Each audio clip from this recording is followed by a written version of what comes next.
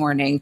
Health Minister Dr. Christopher Tufton says staff at the Mandeville Regional Hospital are facing a significant challenge with overcrowding as the facility continues to recover from the impact of Hurricane Melissa. Dr. Tufton says the issue of overcrowding will take weeks to alleviate. As a result, the minister says work is ongoing to increase bed spaces at the facility. He added that the ministry has also sought assistance from nearby hospitals to manage the increased traffic at the health institution. Meanwhile, an additional 227 beds are expected to come online to address severe overcrowding challenges at the Cornwall Regional Hospital in St. James. The indication came from Dr. Tufton, who toured several hurricane-affected hospitals on the weekend on Saturday. We are being joined this morning by the Health and Wellness Minister, Dr. Christopher Tufton. Good morning to you. Good morning. Morning to you. Morning to your listeners. Thank you so much for joining us here on Nationwide this morning. If you could, Dr. Tufton, coming off of your tour, give us an update on the situation at Mandeville Regional. All right. So the same that was said for Mandeville could apply to the other 5 institutions I visited. Mandeville is particular because it has been on the receiving end of citizens, Jamaicans, patients seeking care coming from other parishes because they were not as badly affected. So St. Elizabeth, Trelawney, and even in some cases further, patients are coming in. So when you compare the A&E capacity similar to last year, they are 78% above what was last year. Inpatient care, 50% above. So there is a significant increase in demand, and as a consequence, why A&E is posing such challenges on staff and on care. St. Elizabeth Black River Hospital is only 30 beds, for example, or just under 40 beds, which is our originally 150-bed facility. They're doing the best they can. Work is ongoing, but the fact is that they are well short of what used to be the case. Cornwall Regional, after the storm, was 150 beds. They were close to 400, 375 or so. There are a number of wards that were out of operation because of roof repairs. That is taking place. And the same could be said for Noel Homes and Sablamar, where work is ongoing in the A&E because of leaking roof. So all of the hospitals, Falmouth included, where there is no roof on the A&E, and so there has to be a makeshift arrangement. So the point is that the hurricane has impacted the infrastructure. The government moved very swiftly to engage contractors to repair those infrastructure. That work is ongoing. It's very active on each of those locations. But where there is a lack of bed, patients are treated in the A&E, and that's what you saw with nurses expressing their discontent at Cornwall Regional last week. It's unfortunate. I understand the stress in the system, but the truth is there's nothing we can do except work to repair and restore those bed numbers while giving as much support as possible. And that work is ongoing. For example, Dr. Tufton, just after Hurricane Melissa, there were, about 3 field hospitals that were set up. Are those still active and are, able to assist in the overcrowding situation happening in the actual physical hospitals? Okay, sure. So the field hospital in Black River is on the compound of the hospital now. That's the one with the just under 40 beds and all the other services. The main building is under repairs as we speak. They just completed the operating theater. The contractors, they're now on the 2 main wards, male and female wards. The field hospital at Sablamar, which was a gift of a loan of the Barbadian government, is still there. It is what now is facilitating A&E's repair at Sab Hospital. So the A&E at Sab Hospital is empty because of roof repairs and internal repairs. And there are about 40 55, I think, beds that are occupied in the Barbados Field Hospital on the Sablamar compound. The other at Falmouth was a loaner from the Spanish that left. And we have A&E ward at Noel Homes, courtesy of an NGO out of Spain. And that is doing good work to complement the work that Noel Homes team are carrying out while they repair the maternity ward, dietary, and the nurses' quarters. They've already completed the Lucy Health Center, which is on compound of the Noel Homes Hospital, and that hopefully will be back in operation sometime this week. So the answer is yes, some of them are, others would have left, and we're using them. What about Samaritan Spurs in Black River? That's the one that was left and is on the compound of the Black River Hospital. So that's the one that currently provides inpatient care and also outpatient care while the main building is being restored. We're speaking with the Minister of Health and Wellness, Dr. Christopher Tufton, about this matter of the hospitals affected by Hurricane Melissa and the overcrowding situation there, as well as beds being available. Going to take a break here on NTM. Thank you. Can I make another point, if you would allow me? Go ahead. There's also an important relationship between the health centers and the hospitals and the overcrowding situation, because we are now, on average, having looked at all the parishes, anywhere between 60 and 80% back to capacity in terms of visits to our primary healthcare facilities, which means that persons are not returning in their full numbers to their clinics. And this has implications for their NCDs, for example. So if they have diabetic hypertension, if they are out of medication, many may be preoccupied with trying to build back their homes or otherwise. But what is happening is that we're getting a spike in visits to A&E when persons are not, when they have out of control conditions. And that also has contributed. So one of the things that we need to do is to appeal to Jamaicans, go back to your health centers. All of them are up and running, even if it's a makeshift facility for the time being.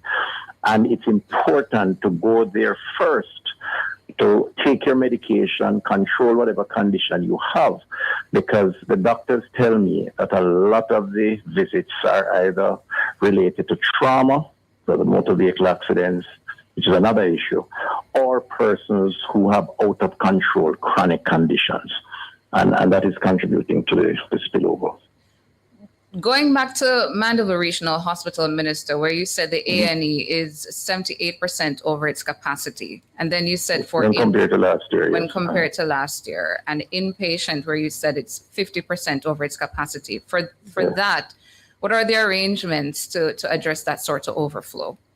Right. So there are a couple of things that are doing. I just made an appeal, which will hopefully, if followed, reduce the demand on inpatient care, because that's the first step, primary health care. Secondly, there is a construction that's now taking place on the compound to increase the area that will manage a spillover for A&E. It's a kind of makeshift facility, but when I was there on Friday, the workmen were actively doing that. That will allow some increase and some ease. There is the extended opening hours for some of the health centers, particularly in the critical areas, and they are working, that is now in effect. And of course, the case management in terms of how to deal with patients and that stabilize them, release them under certain supervision and guidance. And beyond that, it's really making room even within A&E to house beds. When I toured Mandeville Hospital, there were a significant number of beds, which is what accounts for the 50% over, that were in areas which normally would not have beds. Mm-hmm. And patients were being treated based on the doctor's judgment that they could not be sent home. And the same applies across the board in terms of the hospitals. Maybe Noel Homes is one of the few that does not have that issue at this point in time. What is the issue, Dr. Tufton, that causes the situation where a shortage of beds is concerned right across the country, whether it's developed country or developing country, the problem is still the same? What is the issue? Well, in our case, we have had an extraordinary circumstance of a hurricane, and we, I just explained why that would have impacted a reduction in bed numbers, at least for the time being. Beyond that, though, the health profile of the population is seeing a lot more early onset of illness and premature mortality. I think we have said that. I've said it several times. And there is a very big connection between lifestyles and people's demand for health services. You cannot continue to drink heavy alcohol and,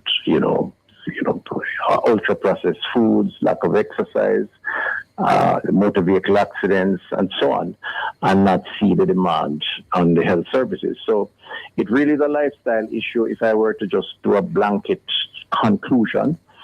And prevention makes the solution possible, not cure, because if you allow all of this to take place, the demand will only continue to increase. This government has added a number of additional beds, and there's a lot more to come with the expansion of hospitals like Spanish Town, Western Child, and others. But the truth is the demand continues to grow because of lifestyle-related illness, which is why the health centers and primary health care is so critical. When you look at how much you have, at what you've managed to do in this turn as a health minister, where the bed situation is concerned, have you added to this point the number that would ameliorate the expected situation at a time like this? It's a moving target. That's the challenge. I mean, we have added to reduce the situation, but the situation continues to increase, or the demand, for a number of reasons, as I have explained. I mean, take the case of social cases. These are people in hospitals that really ought not to be there. At the Sablamar Hospital, there are 29 social cases, which accounts to about 12% of the bed capacity.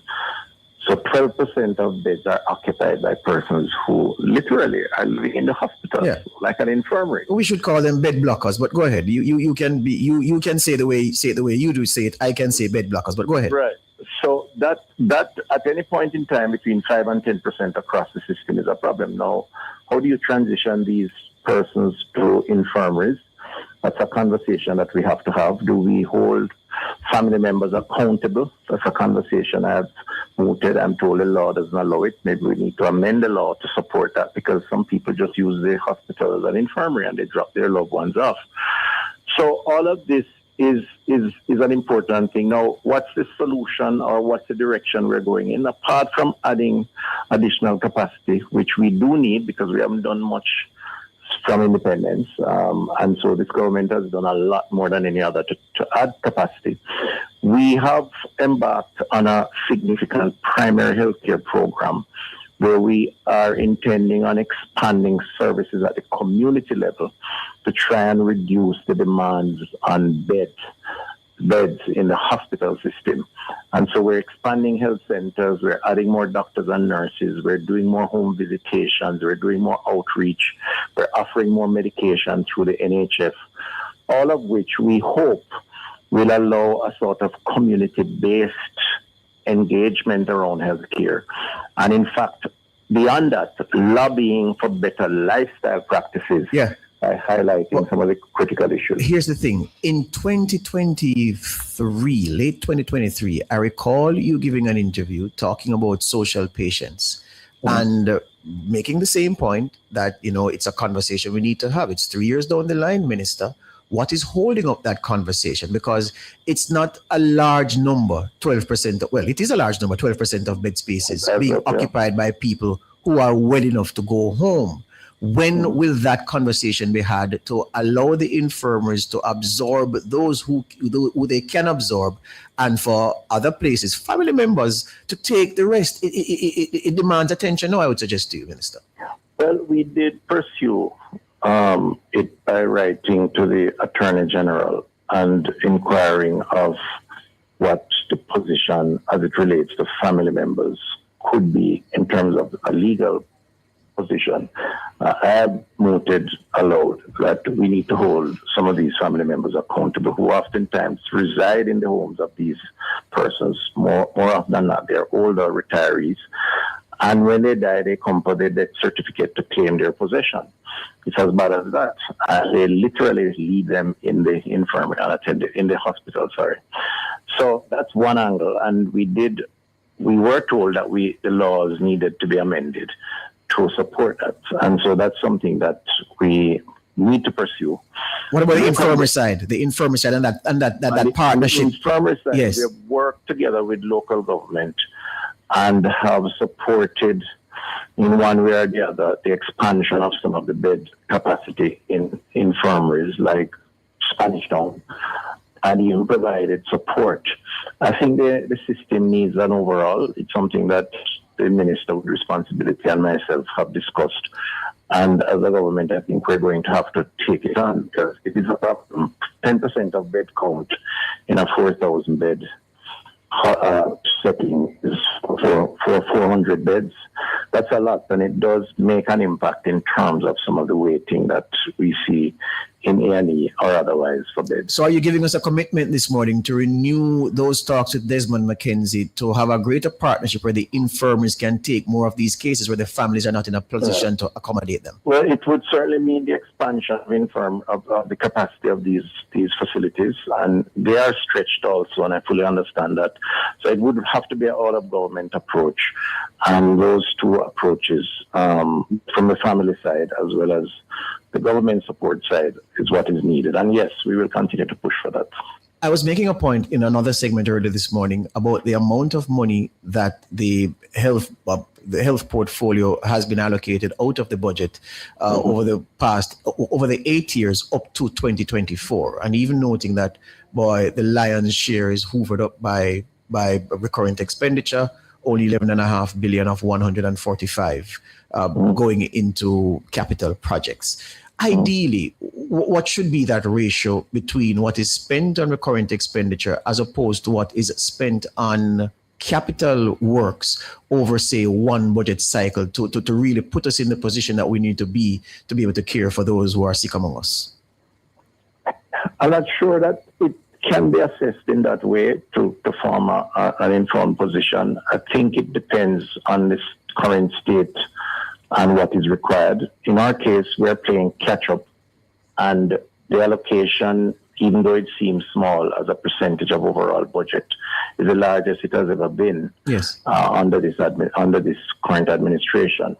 The management of that in terms of projects, completion of projects, requires constant monitoring, and we're hoping to deliver on some of these projects this year, 2026, including Cornwall Regional, Western Child, and a number of health centers. And then the management of some of even the recurrent in terms of just ensuring that we shift some of the burden to the community level, meaning the primary healthcare level, also requires looking at, because as I said before, you cannot build enough hospitals or provide enough beds to keep up with a society that essentially, and I say so respectfully, is irresponsible about their lifestyle. Yeah. Because ultimately their end is going to be a demand on A&E or hospital beds. And we see that happen every day, which is why looking at things like, the sugary drink restrictions, food nutrition, trans fat elimination, those are very important things, tobacco and alcohol and so on. You're on the point of efficiency. I'm very happy you went there because I was waiting to ask. That Auditor General's report on UHWI showing no procurement paperwork for $520 million that were actually paid out. That's not efficiency, you would say? No. If the statement in the report had to be taken as read, it clearly would not represent efficiency. I think the issues are very complex. I've tried to avoid commenting too much on it, and I've seen many people claiming to be experts come in one way, shape, or form. But UA is a special creature, meaning the university hospital, in terms of its relationship with the University of the West Indies and the university system. In fact, as Minister of Health, I appoint a minority number on the board. I appoint 8 of 18 members, just to give an idea of how the complexities of how that institution is run. That institution also has several private companies. Some of the obvious ones would be the 23s, but there are others. And they commingle in terms of how the operation and indeed even strategic determination of the university hospital is determined. Mm-hmm. Some of that strategic direction is determined at the level of the University of the West Indies because it is a teaching institution. Mm. Some of that expenditure originates based on resources derived from outside of the Jamaican government taxpayers, the other Caribbean islands. So, for example, the development plan is now taking place with that tower. The initial plan came out of the University of the West Indies, and the initial resources were provided, I believe, by the Trinidadian government for architectural works and so on. I make the point without being critical of the report, because we must take it seriously, but also to facilitate some understanding, which I don't think is fully appreciated, that the procurement approach within that system oftentimes varies depending on who initiates it and the rules of engagement around that initiation. And so a report may cite weaknesses, and some may be very obvious and need to be addressed. But some of those weaknesses may actually translate ultimately into who had the authority to spend, where did those resources come from to spend, and what were the rules of spending based on those procurement guidelines. Allow me to do a little recast so I can bring some of the listeners with you, because here's the thing. So what you're saying then is this. Mm-hmm. Based on the fact that the UHWI has a large private component to how it operates and how it is structured. And regional component, right. There are some things that would have been done in procurement that under the private umbrella is totally in order. But when you combine that with the procurement from the resources provided by a government like, say, Jamaica, you're going to perhaps run into problems when it is looked at together and everything is commingled, because you're going to see breaches that operationally really aren't really that, because you are authorized as an employee to do the procurement in the way that you did. But when the Auditor General looks at it and says, well, it doesn't follow these rules that the government sets out, then you're going to be in problems. Is that what you're saying? Yes, and I make no assumptions or cast no judgment on any of the identified issues. But what I will say without fear or favor is that it is the University of the West Indies, the University Hospital and the university system, University of the West Indies, is a special creature that has a very complex set of rules guiding it because of its teaching and its regional setup. One of the reasons why I've appointed the committee, which I did, which some may have felt was not necessary, but I think it is to assess in that context, to report against that particular context, and hopefully make some recommendations around how to resolve the inconsistencies which are identified, and therefore create greater clarity around governance. And that committee, I think, is very qualified so to do, because the members of the committee, some are drawn from the university system, the deputy principal, Professor Alvin Wint, and of course private sector people like Howard Mitchell and so on. And they, I believe, are well enough placed in terms of capacity to assess that, while the current board, who I have a lot of confidence in, Patrick Hilton and his team, address some of the issues that they think are obvious and glaring and can be addressed operationally within the university. The opposition spokesman on health seems to suggest, he wrote a column in the Gleaner 2 Sundays ago, that greater executive powers afforded to the board will solve many of the problems highlighted in the Auditor General's report. In other words, greater ability to run day to day the operations is what is needed, and the board should be outfitted with those powers. Do you agree with that? I've not given much time to the opposition's comments because all I see is an attempt at grandstanding and political point scoring. And it's unfortunate because, you know, in that process, you have sought to malign from private sector institutions, high school, and everybody else in the middle. And it's hard to have a logical discussion when motives are ulterior to what is truly a search for truth and for progress. What I will say, though, is that at some point, the University of the West Indies and the teaching institution that it represents, not just for Jamaica, but for the region, needs to weigh in on the role of the University Hospital of the West Indies and how it functions. Because the teaching component is absolutely critical, and it's really driven by the University of the West Indies. The teaching component is what supplies us third doctors and our nurses, not just in Jamaica, but the Caribbean. And though the Jamaican government is the primary contributor in terms of resources, the policy and the strategic direction involves the Jamaican government, but also involves all the other governments who are participants in the funding and the direction of the university. Just hold the line for us a little bit. That would have implications on any proposal around the power of the direction. Right. Just before you go, one of your constituents messaged us in the chat to ask you what's happening with the Kingston Town Main Road. Say it's in a deplorable condition, and we should ask you what the plan is to fix it.